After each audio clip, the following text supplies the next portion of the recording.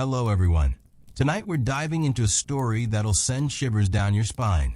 Picture yourself fumbling in a damp, musty cellar, the stench of sulfur burning your nose, where one tiny mistake could boom, turn you to ash.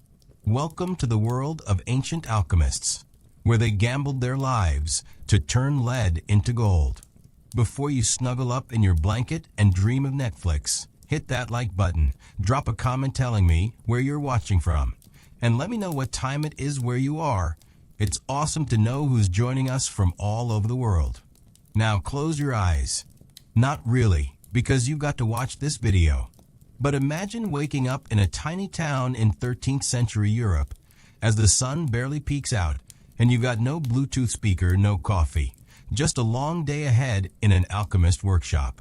The air is freezing, slicing through your scratchy wool tunic that feels like sandpaper against your skin.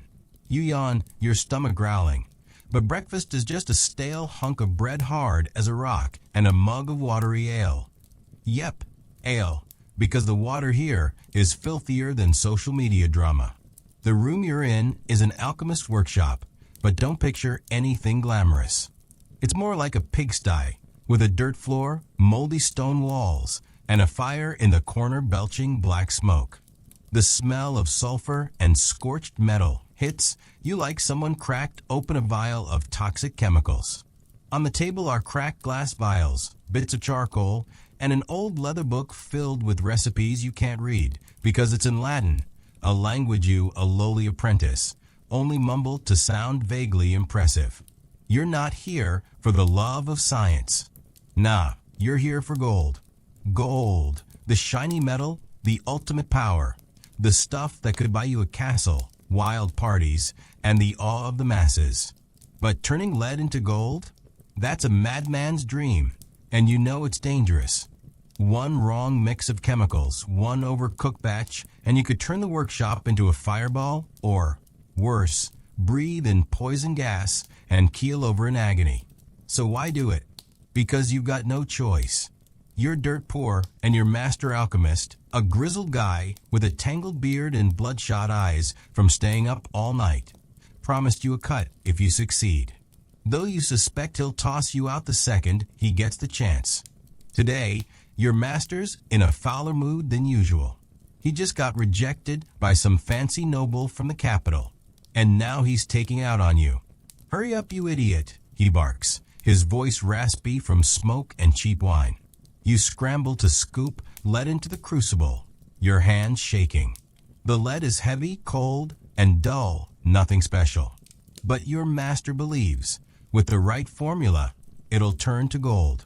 You're not so sure, but you've seen him pull off weird stuff. Smoking liquids, glowing powders, and once a small explosion that singed half his beard. Maybe he's onto something. Or maybe he's just nuts. You stir the pot, sweat dripping down your forehead, not from heat, but from fear. Just yesterday, you heard about an alchemist in the next town who was burned alive.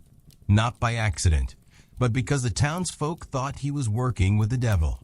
In this era, alchemy isn't just science, it's magic, it's sin, it's the kind of thing that gets you watched by the church and pitchfork-wielding mobs. You wonder, if you get caught, will you be burned, hanged, or tortured until you confess to selling your soul? Honestly, all you want is enough coin for a new pair of shoes and a decent meal. But hold up a second. Think about this. You, a nobody, are accidentally laying the groundwork for modern chemistry. These alchemists, as crazy as they were, experimented, took notes, and discovered things that became real science. They figured out distillation, how to separate metals, and even compounds you'd find in today's medicines or makeup. But right now, you don't know any of that. All you know is the lead is simmering, the smoke's getting thicker, and you're coughing, eyes stinging, while your master keeps yelling. Imagine you survive today. You drag yourself back to your dingy rented room, collapse onto a pile of smelly straw, and try to sleep. But you can't. Rats scurry across the floor, drunken fights echo from the tavern nearby, and the cold seeps into your bones, making you shiver. You think about gold, about a life-changing fortune. But then you wonder, is it worth it? Will you even live long enough to see that day? Here's the first lesson from the Alchemists. Ambition is a double-edged sword. They craved gold, power, and immortality, but the cost was often their lives, their reputations, or both. You, in the 21st century, might not be melting lead in a basement, but you've got your own pots of lead, big dreams, crushing deadlines, drama that keeps underscore you up at night. The question is, how far are you willing to go? Today's just your first day in the workshop, and you're already ready to quit. But tomorrow, your master will drag you out of bed at dawn, and the journey's about to get crazier. You think you've got it rough? Not yet. Are you still awake? If you are, leave a dot in the comments, so I know you're still with me. But don't go just yet. The most mysterious part is still waiting ahead. Trust me, you'll want to stay until the very last second. The dawn cracks open like a bad headache, and you're yanked from your lumpy straw bed by the sound of your master's fist pounding on the door. Up, you lazy slug, his voice grates, rough as the gravel under your bare feet as you stumble outside. The air bites your skin, sharp and damp, carrying the stink of rotting hay and the faint tang of smoke from last night's fires. Your stomach twists, not just from hunger, but from dread. Another day in the Alchemist's workshop awaits, and the memory of yesterday's choking fumes and your master's temper lingers like a bad dream you can't shake. You pull on your threadbare tunic, the fabric stiff with dried sweat, and trudge toward the workshop, your breath fogging in the early light. You're not ready for this, but who cares? The promise of gold and the threat of a beating keeps you moving. The town is stirring, but it's no Instagram-worthy medieval village. The streets are a mess of mud and manure, and you dodge a cart rattling by, its driver cursing as the wheels stick in the muck. A woman hauling a bucket of slop glares at you, her face etched with exhaustion, and you wonder if she thinks you're just another fool chasing fairy tales in that smoky hovel. The workshop looms ahead, its sagging roof and blackened walls looking more like a crypt than a place of miracles.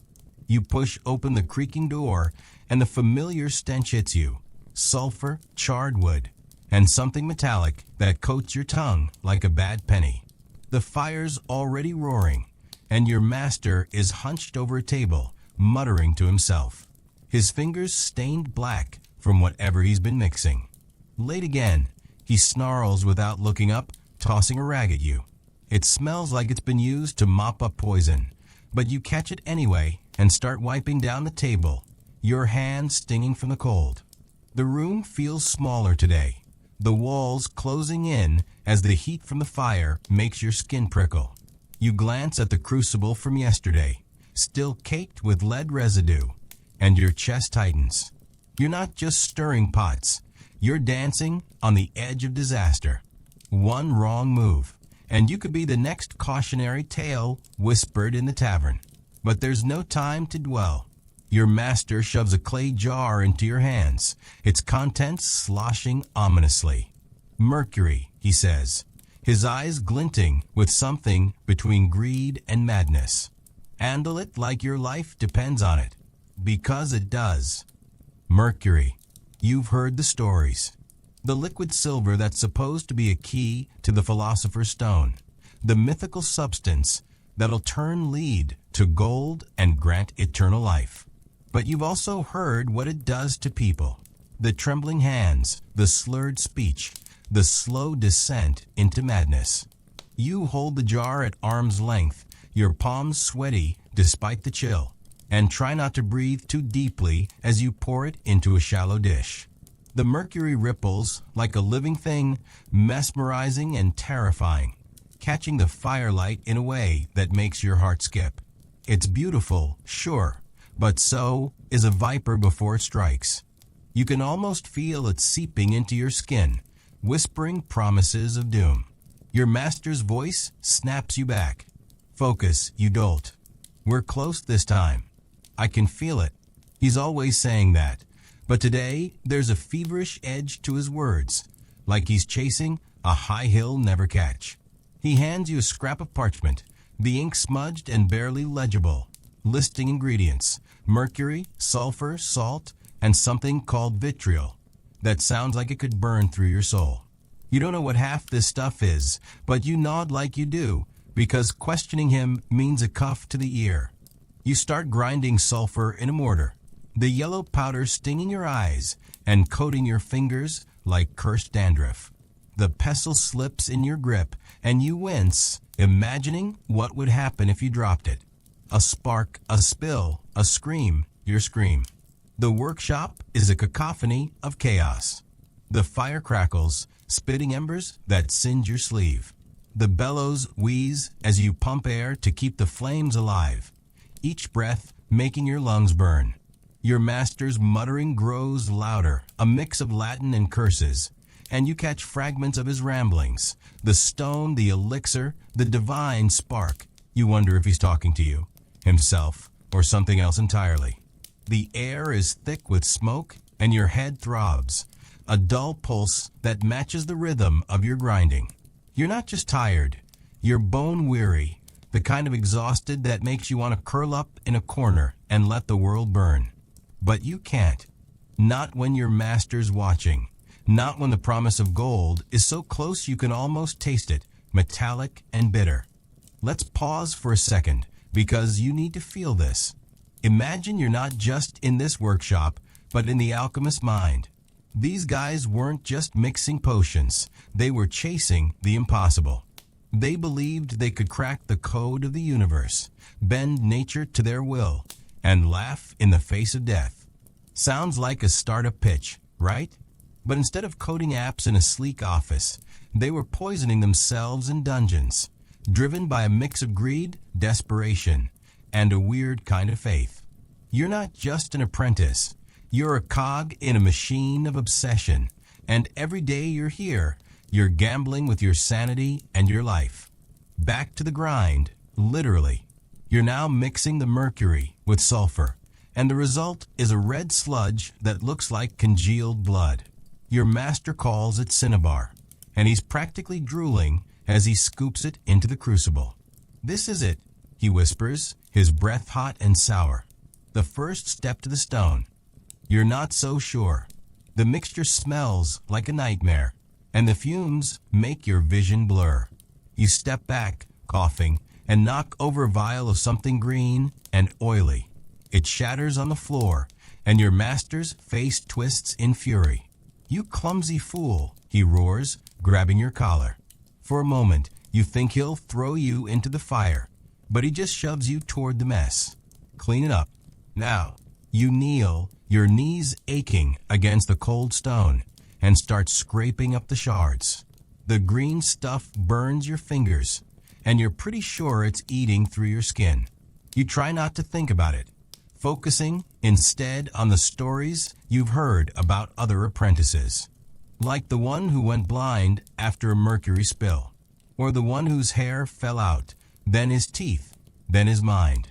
You wonder how long you've got before you're one of them. But you keep cleaning, because what else can you do? Run? To where? You've got no money, no family, no skills beyond stirring pots and dodging your master's fists. The day drags on, a blur of heat, smoke, and fear. You're tasked with watching the crucible as it heats, the cinnabar bubbling like a witch's brew. Your eyes sting, your throat's raw, and every creak of the workshop makes you jump, half expecting the whole place to explode. Your master's mood swings from manic to menacing, and you're caught in the crossfire. At one point, he grabs a knife and starts carving symbols into the table, muttering about planets and divine ratios.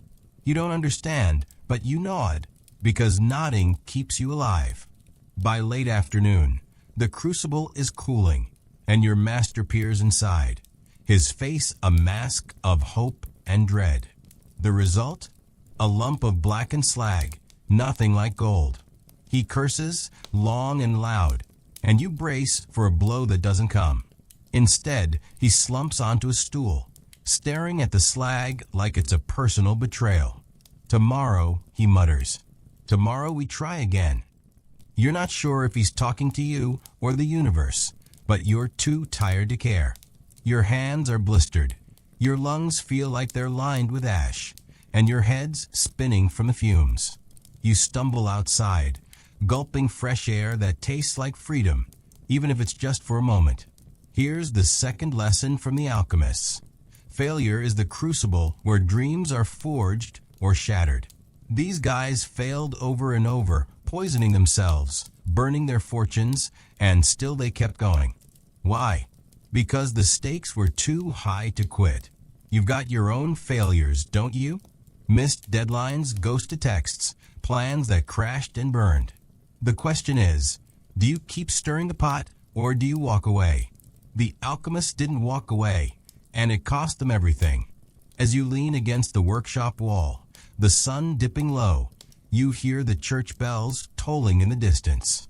They're a reminder, time's running out, not just for today, but for you. The fumes, the mercury, the constant fear, it's all chipping away at you. You think you're tough, surviving another day? Cute. The real test is coming, and it's going to burn hotter than any fire you've faced so far. What's it going to take to keep you in this game? Are you still awake? If you are, leave a dot in the comments, so I know you're still with me. But don't go just yet. The most mysterious part is still waiting ahead. Trust me, you'll want to stay until the very last second. The morning air claws at your face as you shuffle through the muddy streets, your boots, if you can call these tattered scraps boots, sinking into the filth with every step. The town's awake, but it's a grumpy, hung-over kind of awake, with dogs barking, carts creaking, and a blacksmith's hammer pounding somewhere in the distance like the world's worst alarm clock. Your body aches from yesterday's endless hours in the workshop, your fingers still tingling from that green, oily mess you cleaned up. The faint burn on your skin hasn't faded, and you're starting to wonder if it's eating into your bones. But there's no time to whine. Your master's waiting, and the thought of his meaty hand smacking the back of your head is enough to keep you moving. You push open the workshop door, and the stench hits you like a punch. Sulfur, sweat, and something new, sharp and acrid, like vinegar gone wrong. The fire's already roaring, casting flickering shadows on the walls that make the place feel alive, like it's watching you. Your master's there, of course, hunched over a bubbling pot, his face lit by the glow of the flames. He looks worse than yesterday, his eyes sunken, his beard matted with ash, his hands trembling as he stirs. You're not sure if it's the mercury, the lack of sleep, or the weight of his own obsession, but he's starting to look less like a man and more like a ghost haunting his own dreams. You're late, he growls, but it's half-hearted, like even he's too tired to care. Today's task is different, and that makes your stomach twist. No more grinding sulfur or stirring lead. Your master's got a new plan, one he's been muttering about all week, and involves something called aqua regia, a mix of acids so potent it can dissolve gold itself. You don't know much about it, but the name alone sounds like trouble, like something a king would use to wipe out his enemies. He points to a corner of the room where 2 clay jars sit, their lids sealed with wax. Nitric acid and hydrochloric acid, he says, his voice low, almost reverent. Mix them, but if you spill a drop, you'll wish you were never born. You nod, your throat dry, and approach the jars like they're sleeping dragons. You pry open the first jar, and the smell is a knife to your sinuses, sharp, chemical, like someone bottled lightning and left it to rot. Your eyes water instantly, and you blink hard, trying to focus. The liquid inside is clear, but seems to shimmer, like it's alive and plotting your demise. You pour it into a glass vessel, your hands shaking so bad you're sure you'll drop it. The second jar is even worse. The hydrochloric acid smells like death itself, and as you tilt it, a single drop splashes onto the table. It hisses, eating into the wood with a tiny puff of smoke. and you freeze, waiting for your master to explode. But he's too focused on his pot, muttering about the perfect ratio and the will of the stars. You wipe the table with a rag, your heart pounding, and pray the acid doesn't eat through your skin next. Mixing the acids is like defusing a bomb. You pour slowly, your breath held, watching the liquids swirl together in the vessel. The result is a fuming, orange-tinted brew that looks like it could melt your face off. Your master calls it the king's water, and you get why. It's regal in its terror, commanding respect and fear.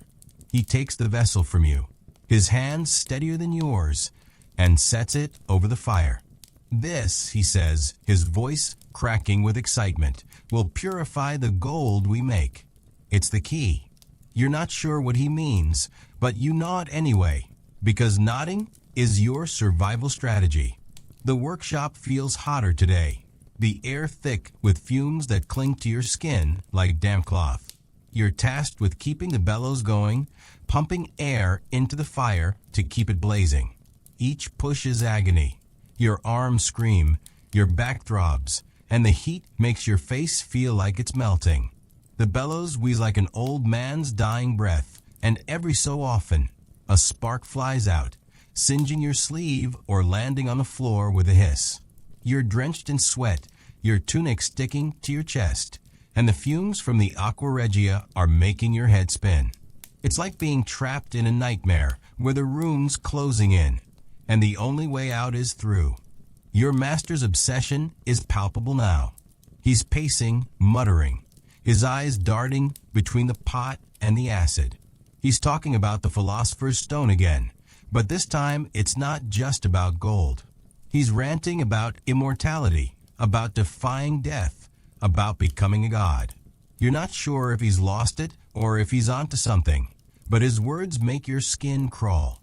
You've heard stories about alchemists who went too far, who meddled with forces they couldn't control. Some say they were cursed, others that they were dragged to hell by demons. You don't believe in demons, but as you watch your master's manic grin, you're starting to wonder. The day wears on, and the workshop becomes a pressure cooker of heat, noise, and fear. The aqua regia is simmering now, sending up fumes that burn your throat with every breath. You're coughing, your eyes streaming, and your hands are raw from handling the bellows. Your master's experimenting with a tiny nugget of gold he got from who knows where, dissolving it in the acid to test its purity. The gold melts away, leaving nothing but a faint shimmer in the liquid, and he cackles like he's cracked the code to the universe. You're not so sure. All you see is another day of failure, another day of risking your life for a dream that's starting to feel like a curse. Let's take a moment to zoom out, because you need to grasp what's at stake here. These alchemists weren't just playing with chemicals. They were wrestling with the unknown, trying to rewrite the rules of reality. Aqua regia was their secret weapon, a tool to unlock the secrets of metals. But it was also a reminder of their limits. They could dissolve gold, sure, but they couldn't dissolve their own mortality. You're caught in that same trap, aren't you? Chasing something shiny, money, success, likes on your posts, while the clock ticks down. The alchemists teach us that the pursuit of greatness is a gamble, and the house always wins. Back in the workshop, things are spiraling. Your masters decided to add the aqua regia to the crucible, a move that feels like tossing a match into a powder keg. The mixture hisses and spits, sending up a cloud of fumes that makes you gag. You stumble back, your vision blurring, and for a moment, you're sure you're going to pass out. Your master's shouting something, but his voice is drowned out by the roar of the fire and the pounding in your head. You grab the wall for support, your fingers scraping against the rough stone, and try to focus. The crucible's glowing now, the contents bubbling like molten rage, and you're terrified it's going to explode. Somehow, you survive the moment. The crucible doesn't blow, but the result is another disappointment, a crusty, blackened mess that's about as golden as your prospects. Your master's face falls, and for the first time, you see something like despair in his eyes. He slumps against the table, muttering about one more try, but you're not listening. You're too busy trying to breathe, your lungs burning, your body screaming for rest. You stumble outside, the cold air a shock against your feverish skin, and collapse against the wall. The town's quiet now, the sun sinking behind the hills, painting the sky in shades of blood and ash. Here's the third lesson from the alchemists. Knowledge comes at a cost. They pushed the boundaries of what was possible, but every discovery was paid for in pain, poison, and paranoia. You're paying your own price, aren't you? The late nights, the stress, the constant hustle to keep up. The question is, what's it costing you? And is it worth it? The alchemists didn't stop to ask, and look where it got them. As you sit there, the church bells toll again, their sound heavy with warning. You're alive, but you're not sure for how long. The acids, the fumes, the fire, they're all eating away at you, piece by piece. You thought yesterday was bad? That was just a rehearsal. The real chaos is coming, and it's going to test every ounce of your will. How much more can you take before you break? Are you still awake? If you are, leave a dot in the comments, so I know you're still with me. But don't go just yet. The most mysterious part is still waiting ahead. Trust me, you'll want to stay until the very last second. The nights barely let you rest.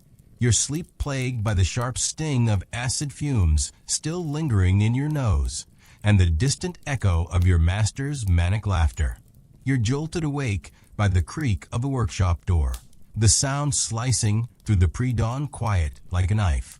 Your body protests as you roll off the straw pallet, every muscle screaming from days of hauling bellows and dodging your master's temper. The air's damp and heavy, carrying the sour reek of the town's open sewers and the faint smoke from dying fires. You pull on your tunic, the fabric now stiff with grime and smelling like a mix of sweat and despair, and stumble out into the gray morning. Your stomach's a hollow pit, but there's no time for food. Not when your master's already bellowing your name from the workshop like a man possessed. The streets are a slog, your feet sinking into the cold, sticky mud that clings to your soles like a bad decision. A stray dog snaps at you as you pass, its ribs sharp under matted fur, and you kick a pebble to shoo it away, feeling a pang of guilt. The town's waking up, but it's a grim affair. A baker's shouting about moldy bread, a woman scrubbing laundry in a bucket of brown water, her hands red and raw. You catch your eye for a moment, and there's a flicker of pity, or maybe contempt, for the fool who spends his days chasing gold in a smoky hellhole. You don't blame her. You're starting to pity yourself. The workshop door groans as you push it open, and the heat hits you like a slap, thick with a now familiar stench of sulfur, acid, and something new, something sweet and sickly, like rotting fruit. The fire's blazing, its roar drowning out the world, and your master's at the center of it all, his silhouette hunched and frantic against the flames. He's got a new obsession today, one that makes your skin crawl even before he explains it. Antimony, he says, holding up a chunk of dull, silvery metal that looks like it could be lead's uglier cousin. The wolf of metals. It'll tame the chaos in our mixture. His voice is hoarse, his eyes wild, and you're not sure if he's talking about the crucible or his own unraveling mind. You take the antimony, its weight heavy in your hands, and feel a prickle of unease. You've heard whispers about this stuff, how it purges, how it poisons, how it's as likely to kill you as help you. Your master's plan is to melt it down, mix it with yesterday's failed sludge, and balance the elements. You don't know what that means, but you know it's dangerous. The workshop's already a death trap. The aqua regia from yesterday left scorch marks on the table, and the air's still thick with its biting fumes. Your throat's raw, your eyes itch, and every breath feels like you're swallowing embers. But you don't argue. You never do. You just nod and get to work, because that's what keeps you alive, for now. You start by breaking the antimony into smaller pieces, using a hammer that's seen better days. Each strike sends a jolt through your arms, and the metal fractures with a dull crack, like bone snapping. The dust gets everywhere, coating your fingers, your lips, your lungs. You try not to breathe too deeply, but it's no use. The air's a soup of poison, and you're drowning in it. Your master's barking orders, telling you to hurry, to be precise, but his hands are shaking as he measures out a pinch of some gray powder he calls orpiment. You don't ask what it is, but the name sounds like a curse, and the way it glows faintly yellow in the firelight doesn't help. He mixes it with the antimony, muttering about the marriage of fire and earth, and you wonder if he's finally lost it. The crucible's heating now, the antimony melting into a sluggish, silvery pool that spits and hisses like an angry cat. You're on bellows duty again, pumping air into the fire until your arms feel like they'll fall off. The heat's unbearable, your face flushed and slick with sweat, your tunic clinging to your skin like a second layer of misery. The fumes are worse today, a mix of antimony's metallic tang and the orpiment's sickly sweetness. Your head's pounding, your vision swimming, and every so often you catch yourself swaying, like you're about to collapse into the fire. You grip the bellows tighter, focusing on the rhythm. Push, pull, because if you stop, you're done for. Your master's in his own world, chanting in Latin as he adds the orpiment to the crucible.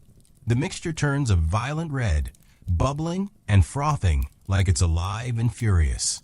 He's calling it the dragon's blood, and you're not sure if he's being poetic or if he actually believes it. Either way, it's terrifying. The fumes are so thick now you can barely see across the room, and your coughs are coming harder, each one tearing at your chest. You're starting to feel it, the slow creep of poison in your veins, the way your hands tremble even when you're not holding anything. You've heard about antimony's effects, the vomiting, the seizures, the slow death. You push the thought away, but it's there, gnawing at you like a rat in the walls. The workshop's a cacophony of chaos. The fire roars, the crucible hisses, and your master's chants are growing louder, more desperate. He's pacing now, his shadow dancing on the walls like a demon's. You're trying to keep up, but it's too much. The heat, the fumes, the fear. At one point, you knock over a vial of something oily and black, and it spills across the floor, soaking into the dirt with a stench like burnt hair. Your master doesn't notice, too lost in his frenzy, but you're on your knees again, scraping it up with your bare hands, your skin burning where the liquid touches. You're not sure what's worse, the pain or the knowledge that you're probably poisoning yourself with every breath. Let's step back for a second, because you need to feel the weight of this. These alchemists weren't just mixing metals. They were playing with forces they barely understood, driven by a hunger for something bigger than themselves. Antimony was their paradox, a poison and a cure, a key to transformation, and a one-way ticket to the grave. You're not just an apprentice. You're a guinea pig in a grand experiment, and the stakes are your life. Sound familiar? You've got your own poisons, don't you? The toxic habits, the endless grind, the things you tell yourself will make you whole. The alchemists teach us that transformation always comes with a price, and you're paying it right now. Back in the workshop, the crucible's at a breaking point. The mixture's glowing now, a sickly red that pulses like a heartbeat. Your master's shouting, his voice raw, telling you to stoke the fire higher. You obey, because what else can you do? The bellows groan, the flames leap, and the heat's so intense you're sure your hair's about to catch fire. The fumes are unbearable, and you're coughing so hard you taste blood. Your master's leaning over the crucible, his face inches from the bubbling mess, and for a moment, you think he's going to dive in head first. It's alive, he screams, and you're not sure if he means the mixture or himself. The climax comes fast. The crucible shudders. the mixture erupting in a burst of sparks and smoke. You dive for cover, your heart in your throat, expecting the whole workshop to go up in flames. But it doesn't. The fire dies down, the smoke clears, and you're left staring at a lump of charred, useless slag. Your master's silent, his face a mask of defeat, and for once, he doesn't yell. He just sits there, staring at the crucible like it's stolen his soul. You're too exhausted to feel anything. Relief, fear, anger. You just want to crawl away and forget this ever happened.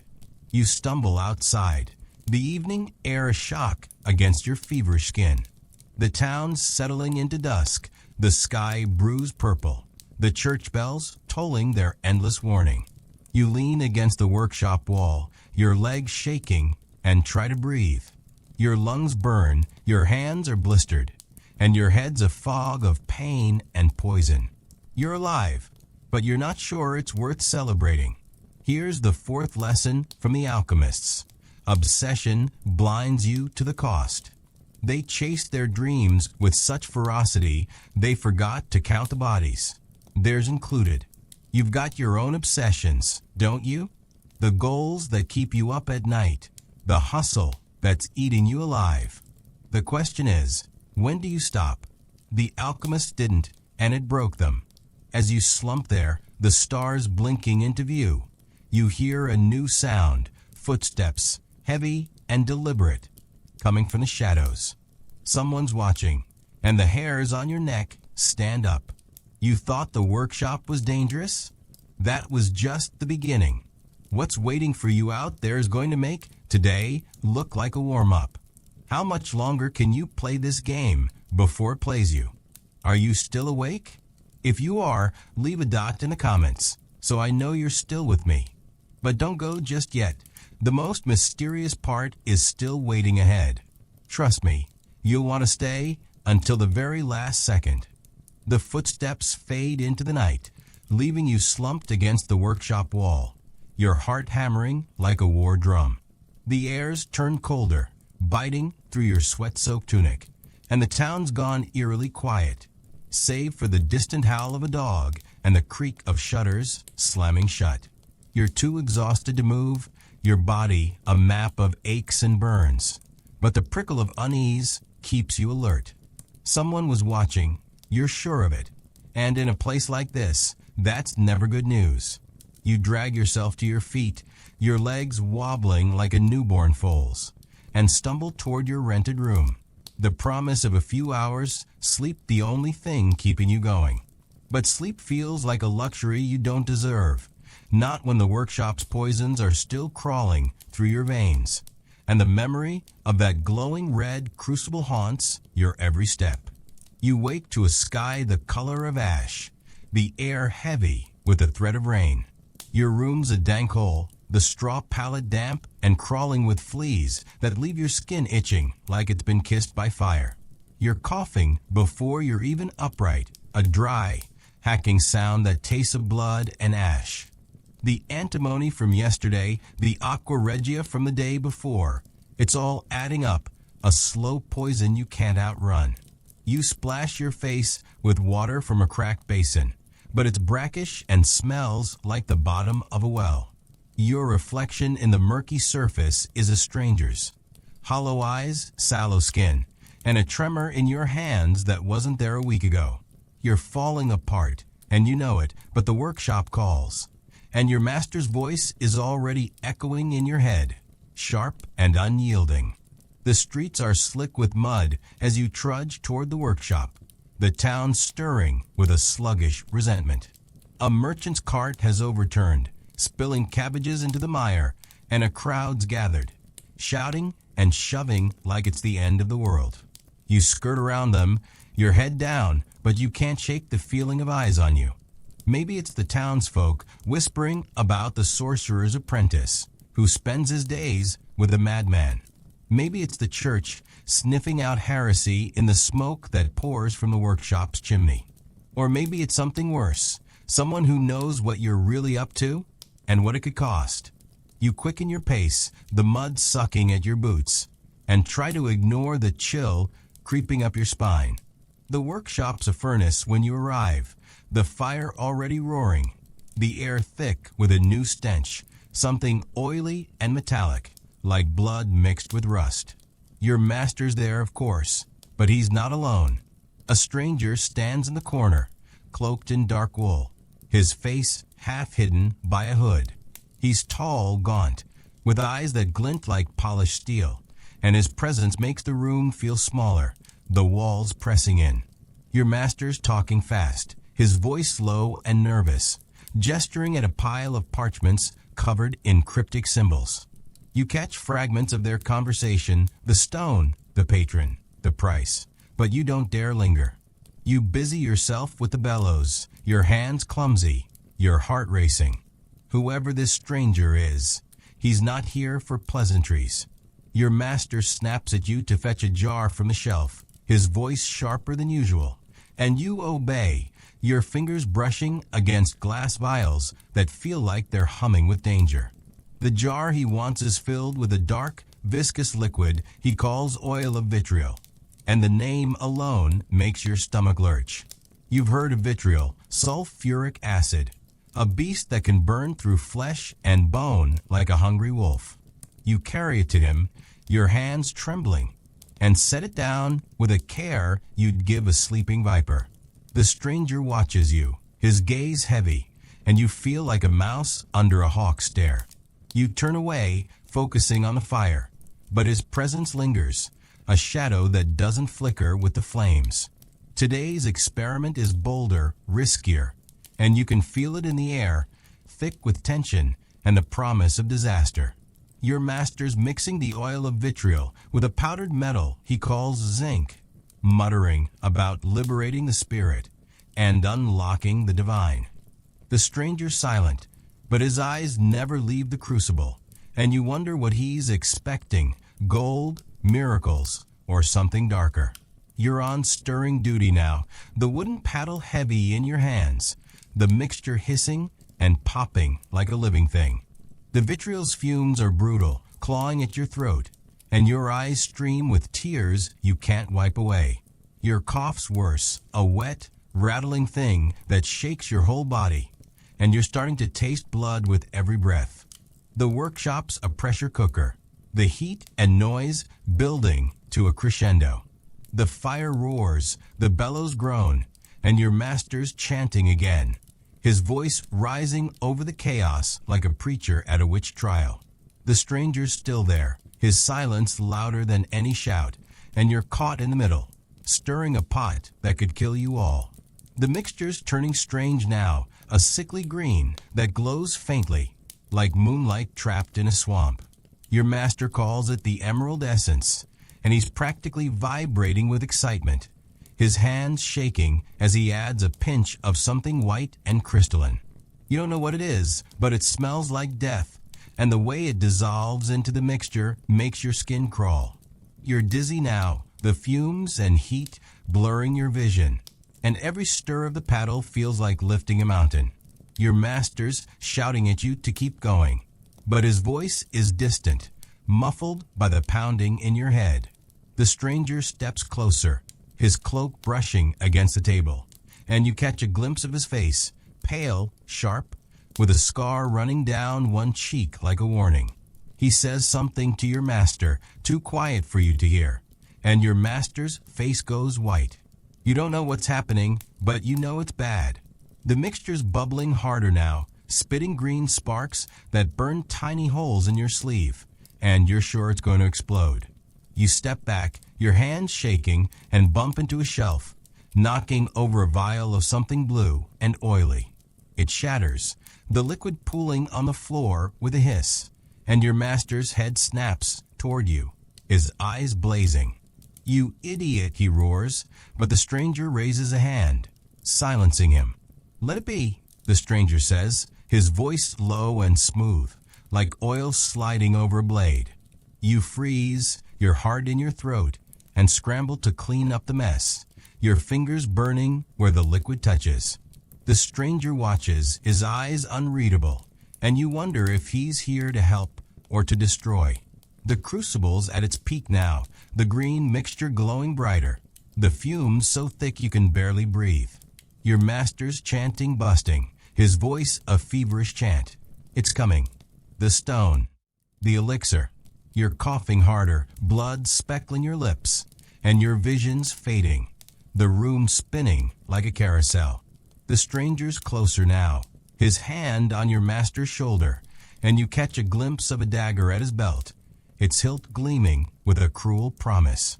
The mixture erupts, a fountain of green flame that lights up the room, and you dive for cover, your body slamming into the dirt floor. The fire roars, the air searing your lungs, and for a moment you're sure this is it, your last breath, your last mistake. But it doesn't end. The flames die down, the smoke clears, and you're left staring at a crucible filled with nothing. Just ash and disappointment, same as always. Your master's on his knees, sobbing, and the stranger's face is a mask of cold fury. He says something, too quiet to hear, and your master nods, his hands trembling.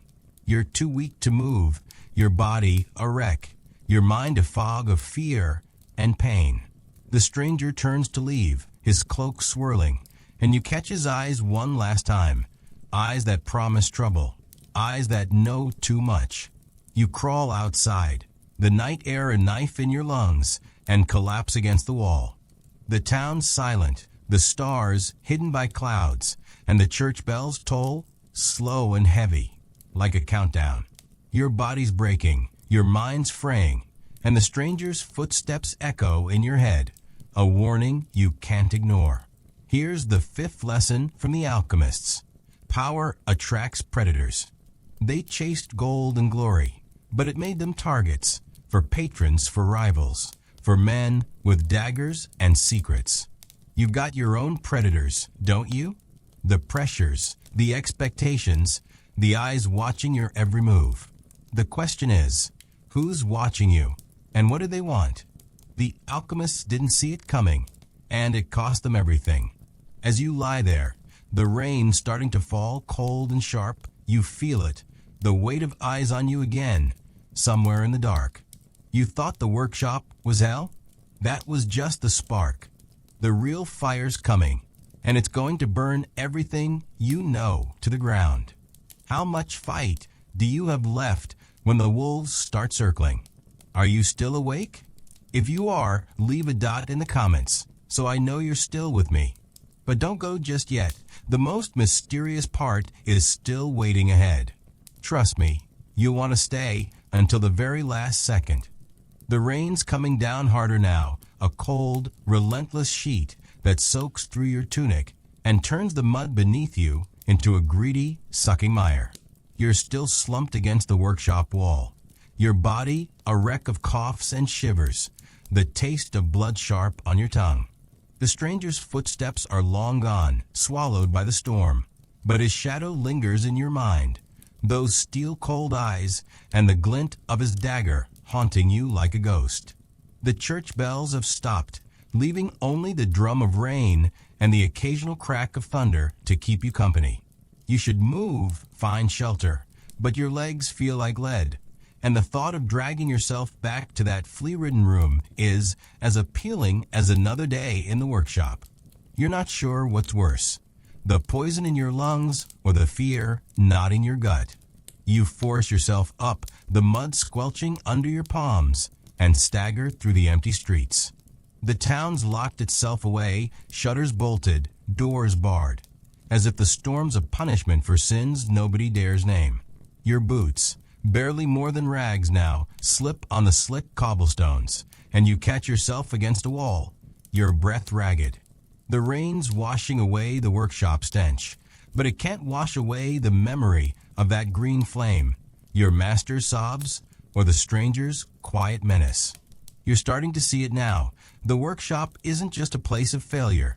It's a trap, and you're caught in it, a rat in a maze with no way out. By the time you reach your room, you're shaking, your teeth chattering like dice in a cup. The straw pallet sodden, the roof leaking in a dozen places, and the air smells of mold and despair. You collapse anyway, too exhausted to care, and try to sleep. But sleep's a cruel tease, broken by coughs that rip through your chest and nightmares of fire and daggers. You see the stranger's face, his scar twisting in the firelight, and your master's hands trembling as he begs for one more chance. You wake with a start, the room still dark, and realize you're not alone. A shadow moves in the corner, quick and silent. But when you blink, it's gone. Maybe it was nothing. Maybe you're losing it. Either way, you're not safe. Not here, not anywhere. Dawn breaks, gray and grudging, and you drag yourself back to the workshop. The rain stopped, but the streets are a swamp, and you're wading through ankle-deep muck, the cold seeping into your bones. Your cough's worse, a wet, grinding thing that leaves you doubled over, spitting blood into the mud. You're falling apart piece by piece, and you know it's the workshop, antimony, vitriol, mercury, all the poisons you've been breathing for weeks. But you keep going, because stopping means admitting defeat, and defeat means starvation, or worse, the stranger's dagger finding your throat. The workshop's quieter today, the fire low, the air heavy with a new smell, something bitter and herbal, like crushed leaves mixed with death. Your master's there, but he's a shell of himself, his eyes dull, his hands moving mechanically as he sorts through a pile of dried plants and roots. The stranger's gone, but his presence lingers, a weight that presses down on the room. Your master doesn't look at you, doesn't yell, just points to a mortar and pestle and mutters, "Grind these." You take the pile, twisted, black roots that smell like decay, and start working, the pestle heavy in your blistered hands. You don't ask what they are. You've learned not to ask. Today's experiment is strange, even by your master's standards. He's moved on from metals and acids, diving into something he calls the vegetable kingdom. He's muttering about essences and the breath of life, crushing leaves and roots into a paste that looks like it could curse you just by existing. You're grinding away, the bitter dust stinging your eyes, when he starts talking, not to you, but to himself, or maybe the air. "The stone's not just metal," he says, his voice low and feverish. "It's life.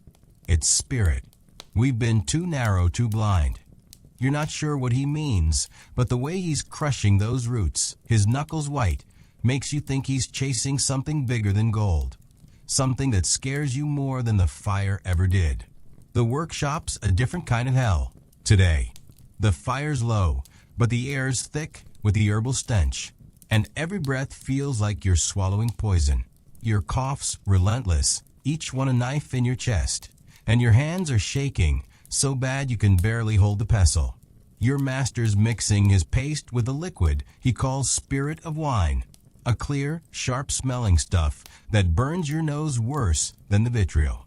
He's heating it now, the mixture bubbling in a glass retort, and the fumes are making your head spin.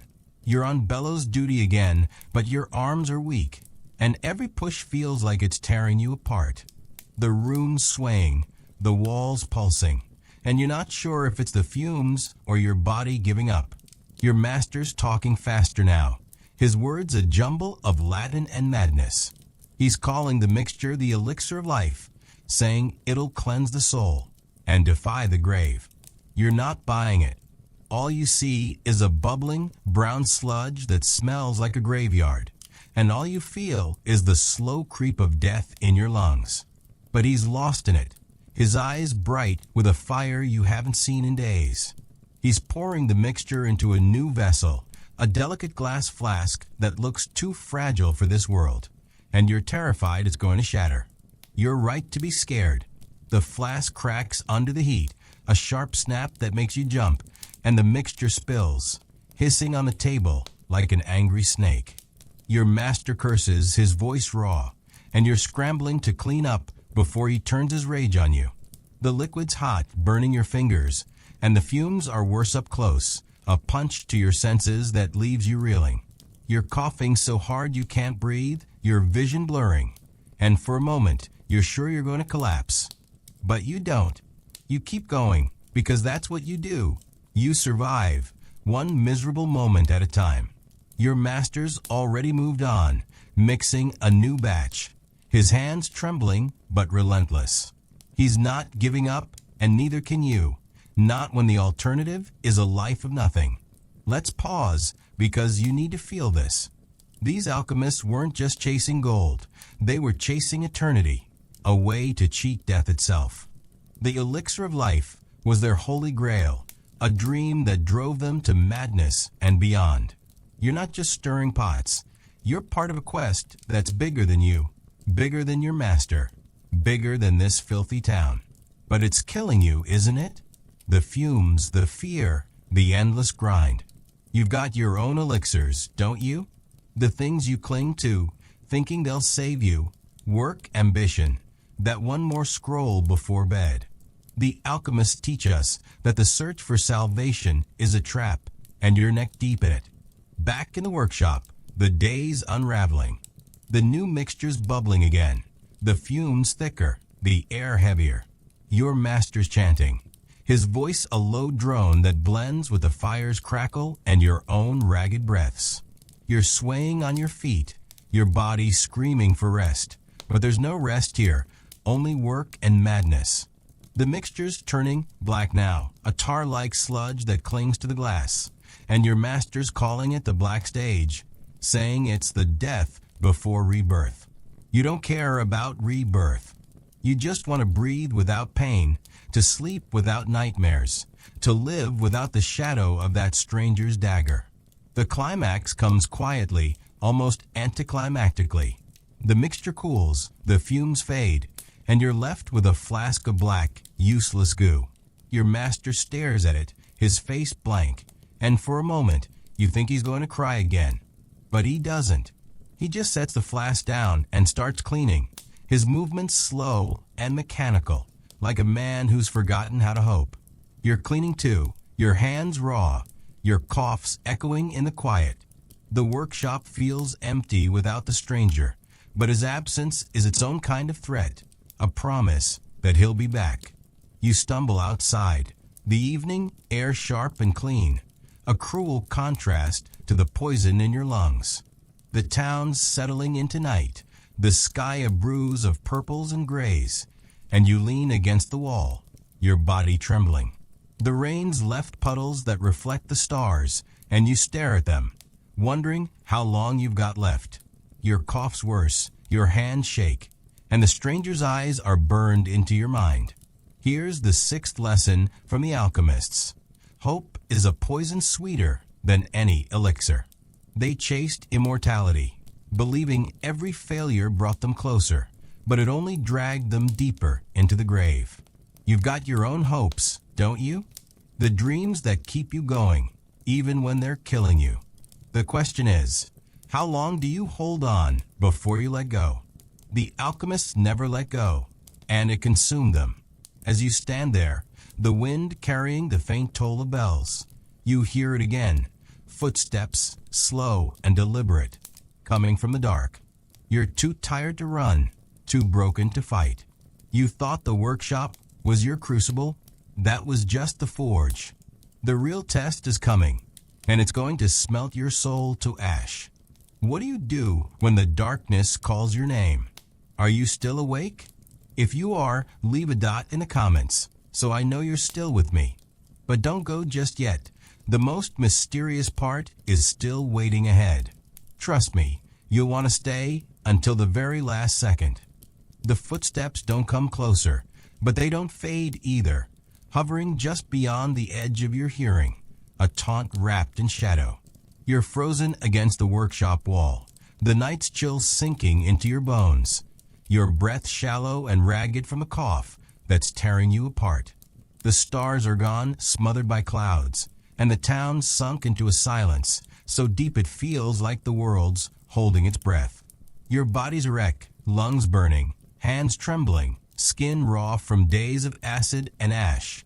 But it's the fear that's got you now, a cold, clawing thing that whispers of daggers and strangers and secrets you're not meant to know. You want to run, to hide, but where? The workshop's a death trap, your room's a damn coffin, and the streets are a maze of eyes and whispers. You're trapped, and you know it. You force yourself to move, your boots sloshing through puddles as you stumble toward your room. The air's thick with the smell of wet earth and rotting wood, and every shadow seems to shift, every creak of a shutter a warning. You're coughing harder now, each one a wet, wrenching pain that leaves you gasping, blood flecking your lips. The poisons, antimony, vitriol, mercury, those cursed roots, are carving you up from the inside, and you're starting to wonder how many days you got left. But you keep moving, because stopping means giving up, and giving up means dying alone in the mud, forgotten by everyone except the rats. Your room's no sanctuary. The door groans as you push it open, the air inside damp and sour. The straw pallet a sodden mess that smells like despair.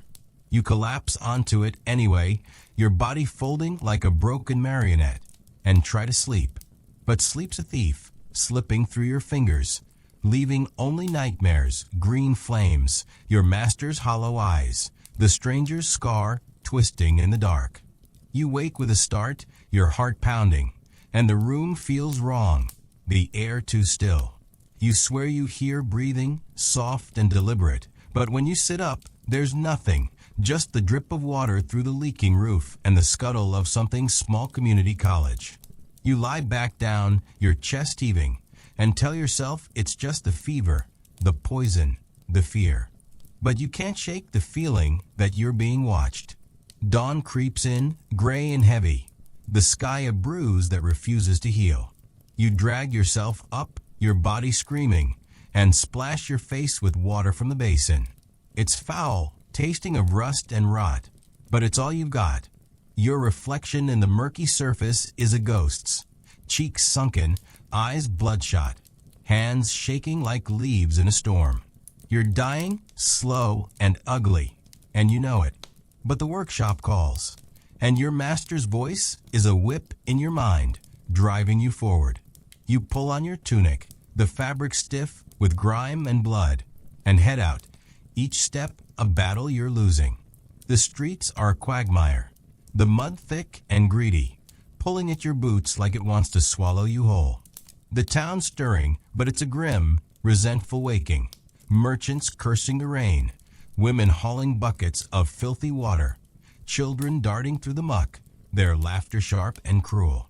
You keep your head down, but you feel their eyes, their whispers, their judgment. They know you're the alchemist's apprentice, the fool who dances with demons in that smoky hellhole. They're waiting for you to fail, to burn, to prove their fears right. You don't blame them. You're starting to believe they're right. The workshop's a furnace when you arrive, the fire roaring, the air thick with a new stench, something sharp and metallic, like blood and iron forged together. Your master's there, his face gaunt, his hands moving with a feverish precision you haven't seen in days. He's back to metals today, a pile of lead and copper glinting in the firelight, and he's muttering about the red stage and the fire of purification. You don't know what he means, but you know it's dangerous. Everything here is dangerous. He points to a crucible already glowing red and snaps, "Stir it. Don't stop." You obey, the wooden paddle heavy in your hands, the heat searing your face like a brand. The mixture's molten, a swirling mass of liquid metal that spits and hisses, throwing off sparks that burn tiny holes in your tunic. The fumes are brutal, a mix of lead's heavy, sickly sweetness and coppa's sharp tang, and they claw at your lungs with every breath. Your cough's a constant now, each one a knife in your chest, blood dripping onto your chin. You wipe it away, but it smears, staining your hands like a guilty secret. Your master's pacing, his eyes wild, his voice a low chant that blends with a fire's roar. He's talking about the philosopher's stone again, but it's different today, less about gold, more about power, about bending the world to his will. You're not sure if he's a genius or a madman, but you're too broken to care. The workshop's a chaos of heat and noise. The fire crackles, the bellows wheeze, and your master's chants grow louder, more desperate. You're stirring, your arms screaming, your vision blurring as the fumes thicken. The mixture's changing, turning a deep, angry red, and your master's calling it the ruby of the wise. You don't see a ruby. All you see is danger, a molten beast that could explode and take you with it. Your hands shake, the paddle slipping, and you grit your teeth, forcing yourself to keep going. You're not doing this for gold anymore or for your master. You're doing it to survive, to prove you're not as weak as you feel. Your master's adding something new now, a powder he calls sal ammoniac, a white, crystalline stuff that smells like piss and burns your eyes. He sprinkles it into the crucible, and the mixture erupts, a fountain of red sparks that light up the room like a hellish sunrise. You flinch, your heart in your throat, but you don't stop stirring, because stopping means death. The fumes are worse, a choking cloud that fills your lungs with fire, and you're coughing so hard you're sure you're going to collapse. Your master's laughing now, a wild, unhinged sound that makes your skin crawl. "It's coming," he shouts.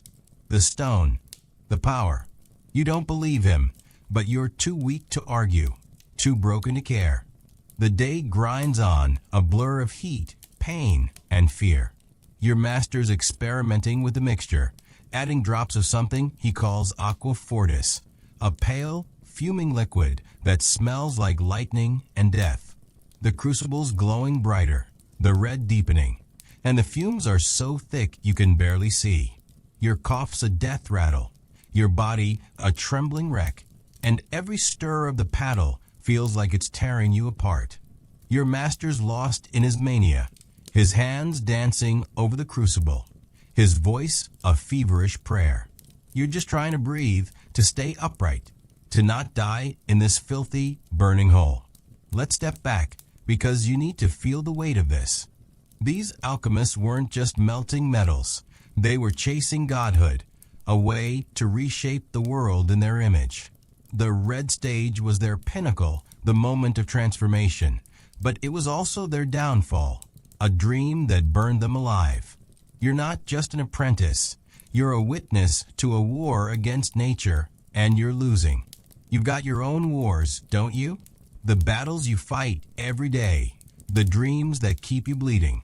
The alchemists teach us that power is a flame, and you're standing too close.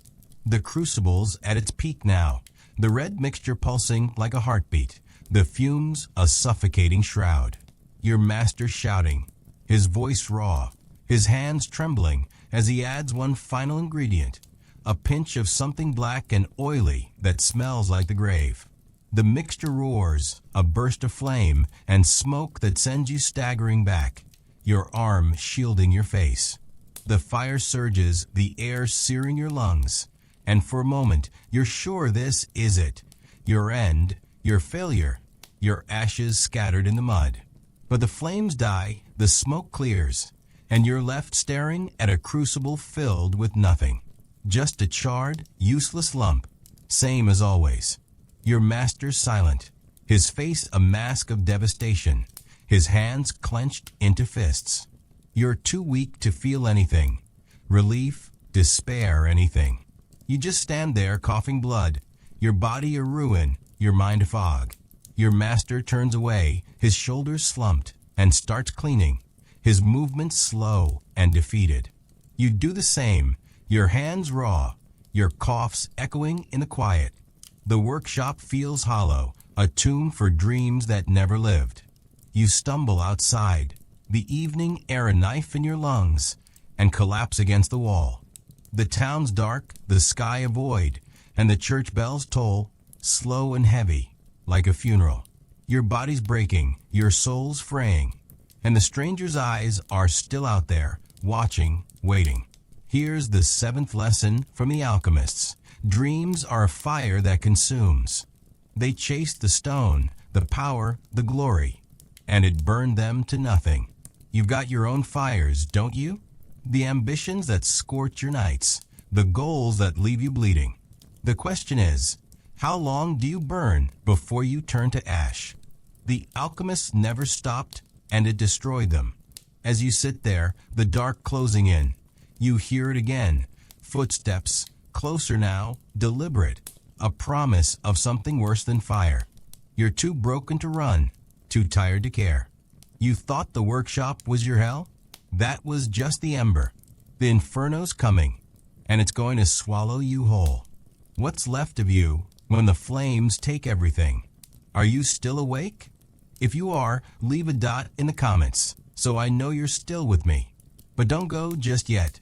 The most mysterious part is still waiting ahead. Trust me, you'll want to stay until the very last second. The footsteps are real this time, heavy and deliberate, crunching through the mud just beyond the workshop's wall. Your heart lurches, a frantic thud against your ribs, but your body's too broken to move. You're slumped in the dark, the night's chill wrapping around you like a shroud. Your coughs tearing through the silence with wet, bloody gasps.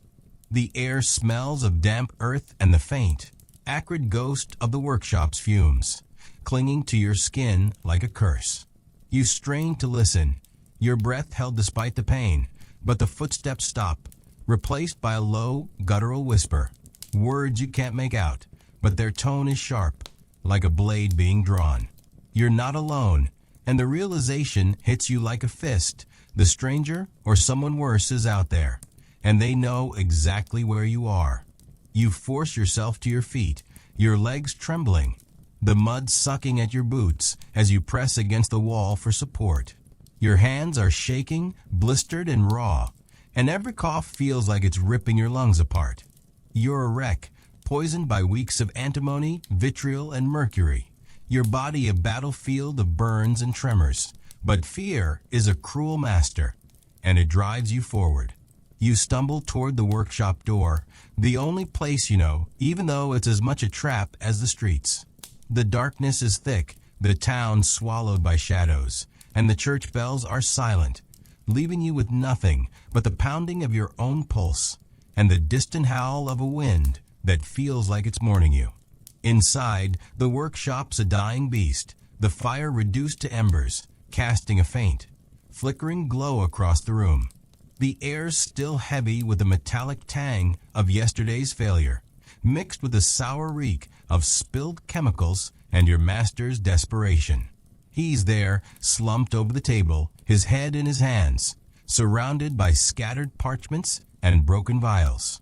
He doesn't look up as you enter, doesn't speak, just sits there like a man who's seen his own grave.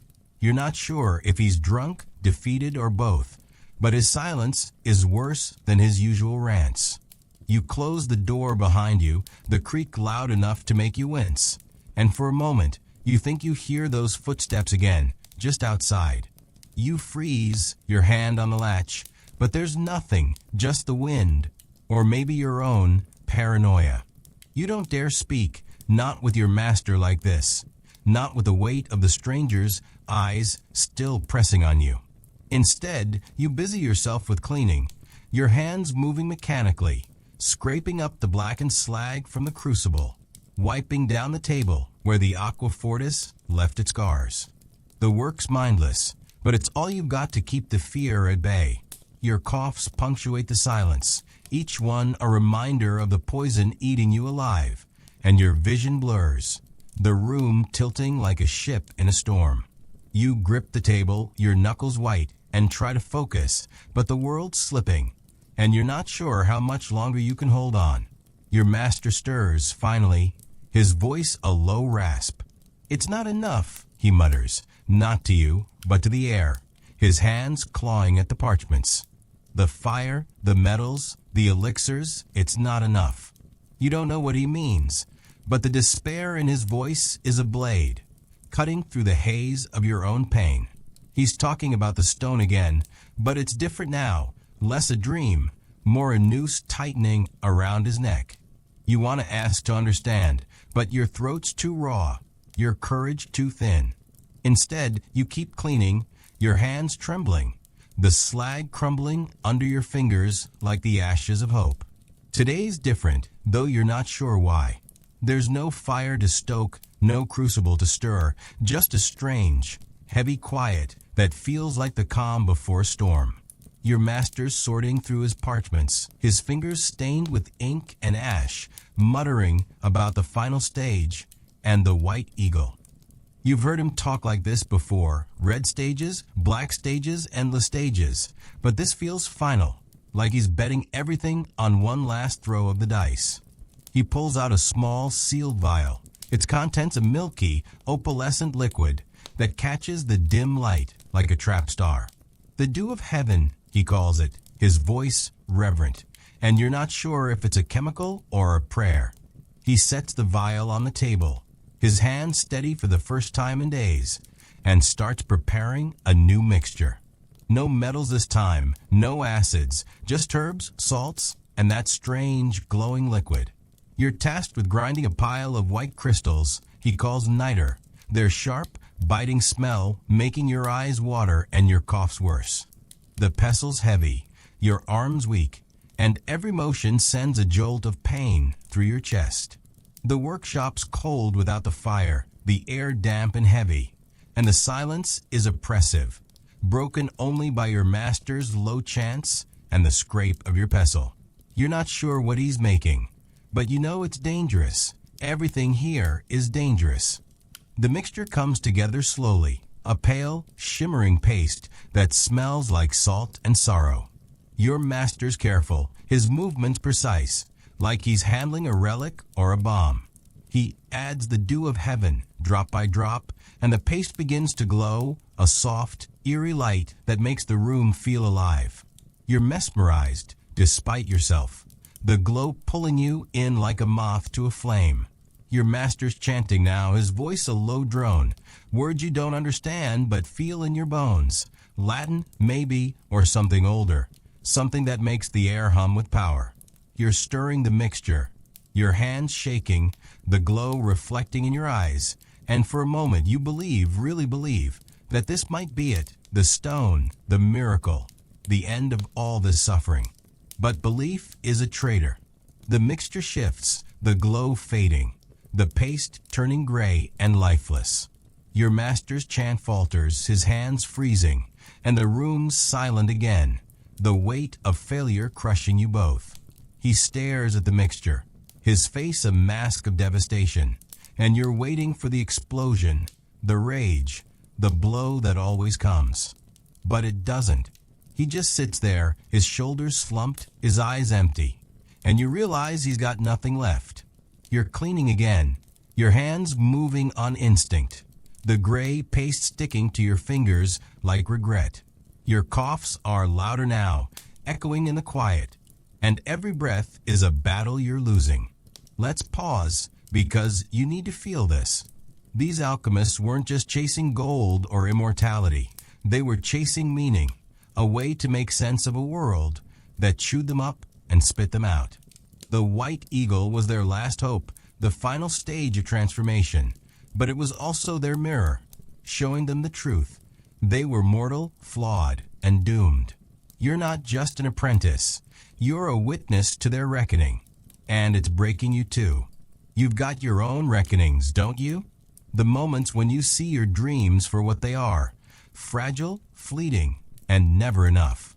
The alchemists teach us that the search for meaning is a mirror, and it never lies. The day drags on a slow, aching grind.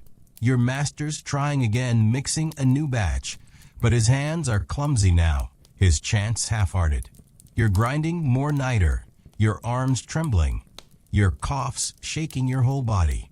The workshop's a tomb, the air thick with the ghosts of failed experiments, and you're both drowning in it.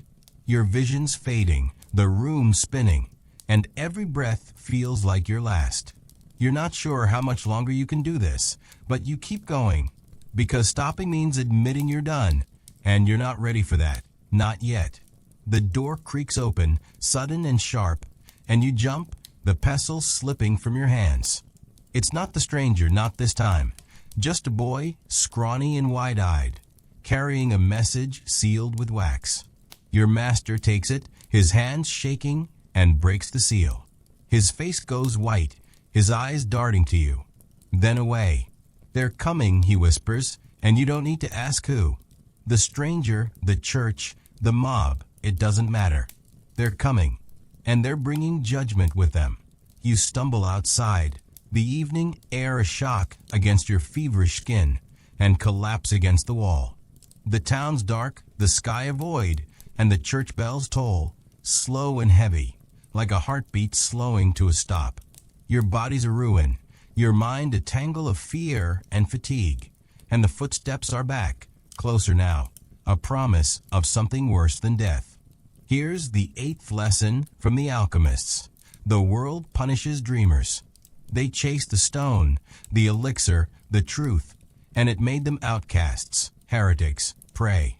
You've got your own dreams, don't you? The things that set you apart, that make you a target. The question is, how long do you keep dreaming when the world's sharpening its knives? The alchemists didn't stop, and it cost them everything. As you sit there, the dark closing in, the footsteps grow louder, joined by voices, low, urgent, angry. You're too weak to run, too broken to fight. You thought the workshop was your end? That was just the prelude. The real judgment's coming, and it's going to tear you apart. What do you do when the knives are at your throat? Are you still awake? If you are, leave a dot in the comments, so I know you're still with me. But don't go just yet. The most mysterious part is still waiting ahead. Trust me, you'll want to stay until the very last second. The voices grow sharper, slicing through the night like shards of glass, and the footsteps are no longer a whisper, but a drumbeat, closing in with a purpose that makes your blood run cold. You're slumped against the workshop wall, your body a trembling ruin, each cough a wet, bloody rasp that shakes you to your core. The air's thick with the smell of damp stone and the faint, lingering sting of the workshop's poisons. But it's the fear that's choking you now, a noose tightening with every second. The town's awake, stirred by something darker than the usual tavern brawls or market squabbles. And you know deep in your gut that it's coming for you, or your master, or both. You want to run, to vanish into the shadows, but your legs are jelly, your lungs are fire, and the weight of weeks in that hellish workshop has left you more corpse than man. You force yourself to your feet, the mud squelching under your boots, and press against the wall, your hands scraping the rough stone for balance. The voices are closer now, a mix of anger and fear, and you catch fragments. Sorcery, devil's work, burn them. Your heart lurches, a frantic thud that drowns out the pounding in your head. The church, the mob, the stranger, it doesn't matter who they are. They're here, and they're bringing fire and judgment. You stumble toward the workshop door, your only refuge, even though it's as much a prison as the streets. The night's a void, the stars hidden, and the church bells are silent, but their absence is louder than any toll, a warning that time's run out. Inside, the workshop's a ghost of itself, the embers barely glowing, the air heavy with a sour reek of failure and fear. Your master's still there, hunched over the table, the message crumpled in his fist, his face a mask of dread. He doesn't look at you, doesn't speak, just stares at the scattered parchments like they hold the secret to salvation. The vial of dew of heaven sits untouched, its faint glow mocking you both. You want to shake him, to scream, to demand answers. Who's coming? What did you do? But your throat's too raw, your courage too thin. Instead, you grab a rag and start wiping down the table, your hands moving on instinct, the motion a lifeline in the chaos. Your coughs echo in the quiet, each one a reminder of the poison carving you up, and your vision blurs, the room tilting like a sinking ship. The voices are outside now, a low, angry hum that vibrates through the walls. You hear the clink of metal, pitchforks, maybe, or swords, and the crackle of torches, their light flickering through the cracks in the door. Your master finally moves, his hands trembling as he sweeps the parchments into a pile, his voice a hoarse whisper. They don't understand, he mutters, not to you, but to himself, or maybe the ghosts of his dreams. They'll never understand. You don't know what he means, but you feel it, the weight of a world that fears what it can't control, a world that burns what it doesn't understand. You're part of that now, a heretic by association, and the realization hits you like a stone. There's no way out. Your master's shoving the parchments into a leather satchel, his movements frantic, his eyes darting to the door. "We have to go," he says, finally looking at you, his face pale and drawn. "Now." You nod, your heart racing, but your body slow, your legs heavy with exhaustion and poison. You grab a cloak, tattered, smelling of smoke, and follow him to the back of the workshop, where a narrow door leads to an alley. The voices are louder, the torches brighter, and you hear a shout, "There!" The sorcerer's den, followed by the thud of boots and the splintering of wood. They're at the front door, and they're not here to talk. You slip through the back door, the alley a dark, stinking slit between buildings, the mud slick underfoot. Your master's ahead, moving faster than you thought possible, his satchel clutched to his chest like a child. You're coughing harder, each one a knife in your chest, and your vision's fading, the world a blur of shadows and pain. The alley's a maze, twisting through the town's underbelly, and you're stumbling over crates, splashing through puddles that smell like death. The voices are behind you, relentless, and you hear the crash of the workshop door giving way, the roar of the mob as they pour inside. You imagine them tearing the place apart, smashing the crucibles, burning the parchments, cursing your name. Your master ducks into a side street, and you follow, your breath ragged, your body screaming. The town's a nightmare now, the streets alive with shouts and torchlight, the air thick with smoke and rage. You're not sure where you're going, but you trust your master, because what else do you have? He's muttering again about the patron and the stone, his voice a feverish chant that keeps him moving. You're not sure if he's leading you to safety or deeper into the fire, but you're too weak to question, too scared to stop. Your coughs are constant, blood dripping onto your cloak, and every step feels like your last. The alley opens into a courtyard, a small, forgotten square surrounded by crumbling walls. Your master stops, his chest heaving, and you collapse against a barrel, your legs giving out. The voices are fainter now, but they're still out there, hunting, and you know they'll find you soon. Your master's rifling through his satchel, pulling out a single parchment, its edges charred. "This," he says, his voice raw, "this is everything." You don't know what he means, but you see the symbols, circles, triangles, cryptic lines that pulse with a strange, forbidden power. He's talking fast about the final transmutation and the light of the divine, but you're barely listening, your mind a fog of pain and fear. The torches are closer now, their light painting the courtyard in shades of orange and black. You hear the mob shouts, their words a jumble of heretic and devil, and you know there's no escape. Your master's still talking, his hands trembling as he folds the parchment, tucking it into his cloak. "They can't have it," he says, his eyes wild. "They'll never understand." You want to ask, understand what? What's worth all this? But your throat's too raw, your strength too gone. You're coughing blood, your body shaking, and the world's fading, the courtyard spinning like a carousel. Let's pause, because you need to feel this. These alchemists weren't just chasing gold or power, they were chasing truth, a truth so dangerous it made them enemies of the world. The stone was their rebellion, their defiance, but it was also their doom, a secret too heavy to carry. You're not just an apprentice, you're a fugitive now, running from a world that fears what you know. You've got your own truths, don't you? The things you hide, the dreams that make you a target.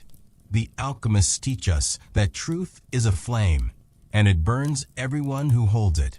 The mob's in the courtyard now, their torches a ring of fire, their faces twisted with fear and fury.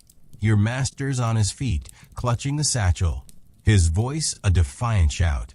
"You'll never take it," he screams, and you're not sure if he's talking about the parchment or his soul. You try and stand, your hands clawing at the barrel, but your body's done, your legs collapsing under you.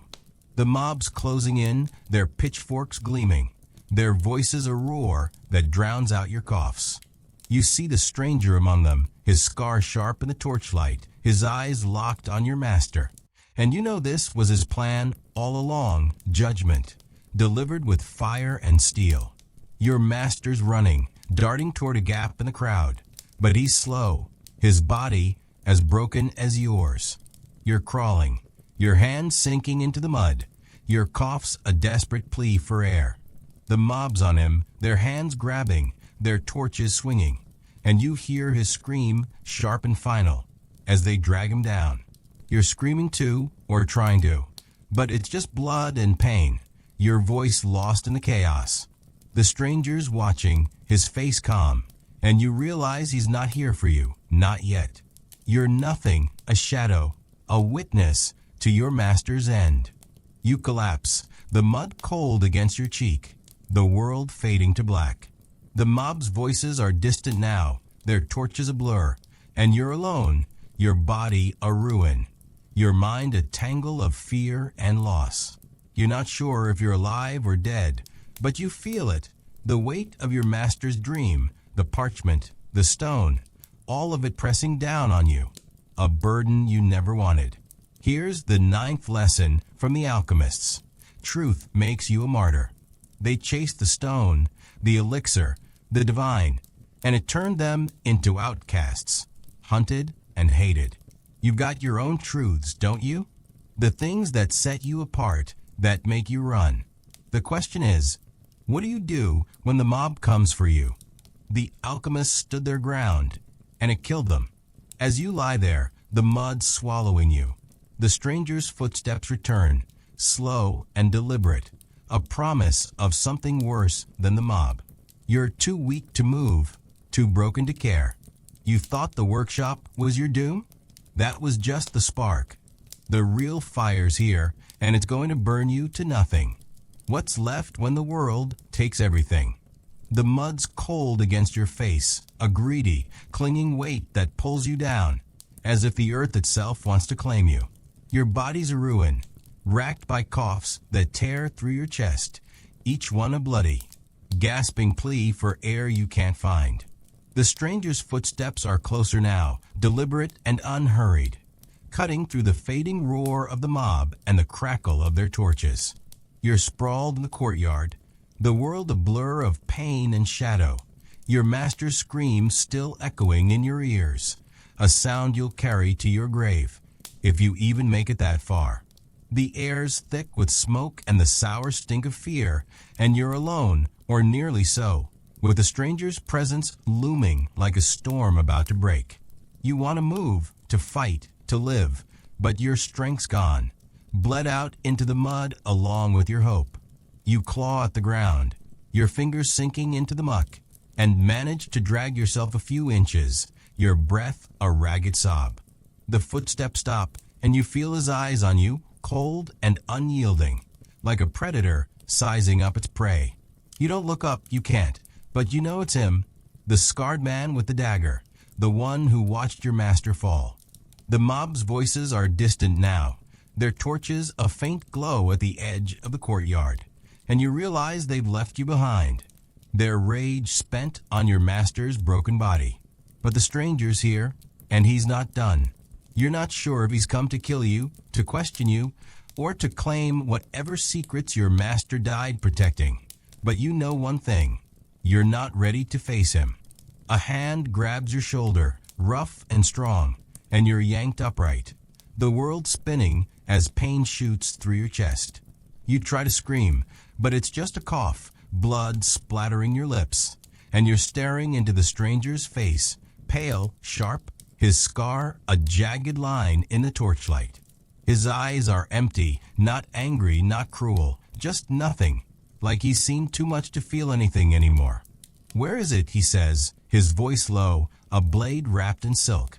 You don't know what he means, the parchment, the stone, the satchel, but you shake your head, your throat too raw to speak. He tightens his grip, and you wince, your body screaming. But you don't have answers, only pain and fear. He drags you to your feet, and you stumble, your legs barely holding you up. The courtyard's a wasteland, littered with broken crates and scorched earth. The mob's fury leaving its mark. Your master's gone, taken by the crowd, and you're alone with this man, this shadow who smells of leather and steel and something darker, like the grave. He's searching you, his hands rough, tearing at your cloak, and you're too weak to resist. Your coughs are relentless, each one a reminder of the workshop's poisons, mercury, vitriol, antimony, all the things that brought you to this moment. You're dying, and you know it, but the stranger doesn't care. The parchment, he says, his voice sharper now, and you realize that's what he wants. The charred, cryptic page your master died for. You don't have it, but you remember it, tucked into your master's cloak, its symbols burning in your mind like a brand. You shake your head again, and he shoves you against a wall, the stone cold and unyielding against your back. Don't lie, he says, his dagger glinting as he pulls it from his belt. The blade's close, inches from your throat, and you can almost feel its bite, the promise of a quick end to all this suffering. But you're not ready to die, not yet, not like this. You choke out a word, gone, and point toward the mob's fading light, hoping he'll believe your master took the parchment with him. His eyes narrow, searching your face, and for a moment you think he'll cut you anyway, just to be sure. He doesn't. He steps back, the dagger vanishing into his cloak, and you slump to the ground, your breath a shuddering gasp. You're nothing, he says, almost to himself, and turns away, his footsteps fading into the night.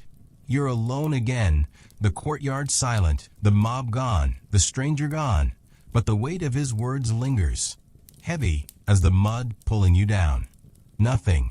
That's what you are, an apprentice, a fool, a dying man with no name, no gold, no stone. You cough, blood pooling in your mouth, and wonder if he's right. You crawl to a corner of the courtyard, your hands sinking into the muck, and lean against a crate, your body trembling. The night's cold, the air sharp with the promise of rain, and you're shivering, your cloak no match for the chill or the fever burning through you. Your mind's a tangle of memories, the workshop's fire, your master's chants, the green flames, the red ruby, the white eagle, all the dreams that led to this. You see the parchment again, its symbols pulsing, and you realize it's not just a recipe. It's a map, a key, a truth your master died to protect. You don't have it, but you know it, and that knowledge is a curse, a beacon for men like the stranger. The town's quiet now, the mob's rage spent, but you know it's not over. They'll come for you, if not tonight, then tomorrow, the church, the townsfolk, the stranger's masters. You're marked, a heretic by association, and there's no hiding from that. Your coughs are worse, each one a step closer to the grave, and your hands shake, your vision fading. You're not sure if it's the poison or the fear, but you feel it, the end, creeping closer, a shadow you can't outrun. You close your eyes, the world fading, and try to remember why you started this, why you followed your master into the fire. Gold, maybe, or survival, or something bigger, something you can't name. Let's pause, because you need to feel this. These alchemists weren't just chasing dreams. They were chasing freedom, a way to break the chains of a world that bound them. The stone was their rebellion, their hope, but it was also their noose, a truth too dangerous to hold. You're not just an apprentice, you're a survivor, carrying a secret you never wanted, a truth that's killing you. You've got your own secrets, don't you?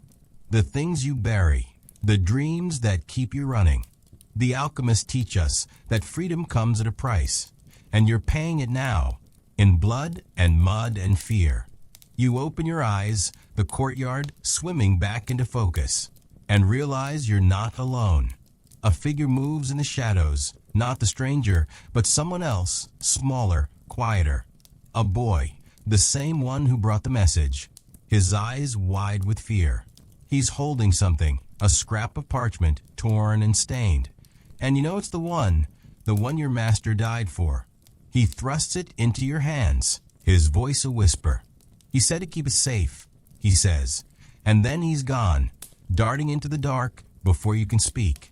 You stare at the parchment, its symbols glowing faintly, and feel the weight of it, heavier than gold, heavier than your life. You tuck it into your cloak, your hands trembling, and stumble to your feet. The town's still dark, the air heavy with the promise of dawn, but you know you can't stay. The mob will come, the stranger will come, and you're not strong enough to face them. You head for the edge of town, your boots slipping in the mud, your coughs a constant companion. The road ahead is a void, a path to nowhere, but it's all you've got. You're not running to something. You're running from everything, from the workshop, the fire, the truth that's burning you alive. The forest looms at the town's edge, its trees black and twisted, a wall of shadows that swallows the light. You plunge into it, the underbrush clawing at your legs, the air cold and damp. Your coughs echo, the only sound besides the snap of twigs and the rustle of leaves. You're alone, or you think you are, but the parchment's a beacon, a curse that draws eyes you can't see. You keep moving, your body breaking, your mind fraying, the symbols on the parchment dancing in your head, circles, triangles, a map to something you'll never understand. Here's the final lesson from the alchemists. The truth you seek will destroy you. They chased the stone, the elixir, the divine, and it turned them to ash, not because they failed, but because they succeeded in glimpsing something too vast, too dangerous. You've got your own truths, don't you? The dreams that drive you, the secrets that haunt you. The question is, what do you do when the truth finds you? The alchemists ran, and it wasn't enough.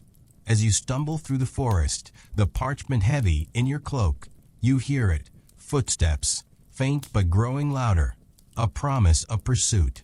You're too weak to run, too broken to hide, but you keep going because that's all you know.